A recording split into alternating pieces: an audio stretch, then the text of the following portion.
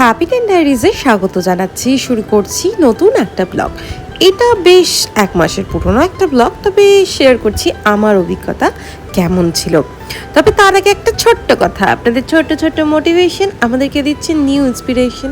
আমরা দিচ্ছি নতুন নতুন ব্লগের উপহার। তার জন্য অবশ্যই কমেন্ট বক্সে জানাতে ভুলবেন না কেমন লাগছে আমাদের চ্যানেলের ব্লগগুলো। লাইক করে দেবেন, শেয়ার করবেন আরও নতুন বন্ধুদের সাথে, যাতে তারাও আমাদের চ্যানেলের ব্লগগুলো দেখতে পারেন। সাবস্ক্রাইব করে বেল আইকন প্রেস করে রাখলে পেয়ে যাবেন নতুন ভিডিওর আপডেট।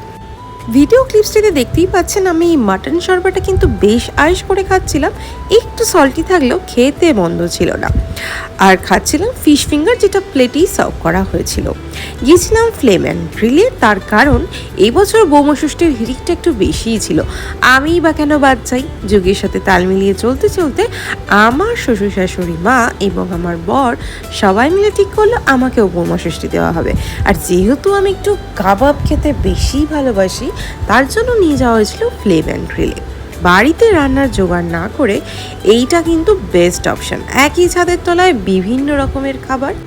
এটা ছিল জামাই ষষ্ঠীর ঠিক আগের দিনের, তো সেই জন্য একটু স্পেশাল মেনু সেদিন থেকেই চলছিল। আর আমার যেহেতু স্পেশাল করে খাওয়া দাওয়া চলছে, তাই জন্য অপশন প্রচুর থাকলেও প্লেটে নিয়েছিলাম কম খাবার। আরও একবার আপনাদের কাছে রিকোয়েস্ট করছি, যারা ভিডিও দেখে যাচ্ছেন তারা অবশ্যই চ্যানেলটাকে সাবস্ক্রাইব করে দেবেন।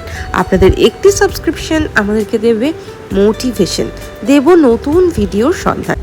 মেন কোর্সে তো বিশাল কিছু খাবারের আয়োজন ছিল, ওখানে দেখেছি প্রচুর অপশন থাকার সত্ত্বেও আমি কয়েকটাই বেছে নিয়েছিলাম। তার কারণ যেগুলো মোটামুটি বাড়িতে রান্না করতে পারি সেইগুলো ট্রাই করার থেকে যেগুলো রেস্টুরেন্ট স্টাইল হয়, মানে খুব একটা বাড়িতে বানানো যায় না, সেগুলোই ট্রাই করার চেষ্টা করেছি।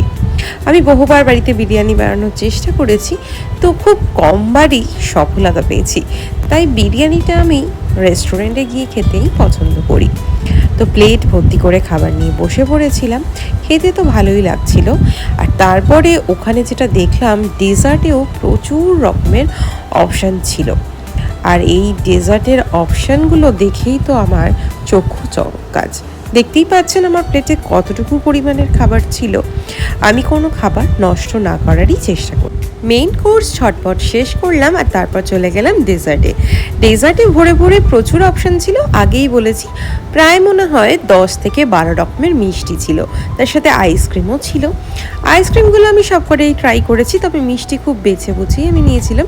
তবে তার মিষ্টি ভীষণই পছন্দ, তাই সে প্লেট ভর্তি করে সাজিয়ে গুছিয়ে মিষ্টি নিয়ে এসেছিল।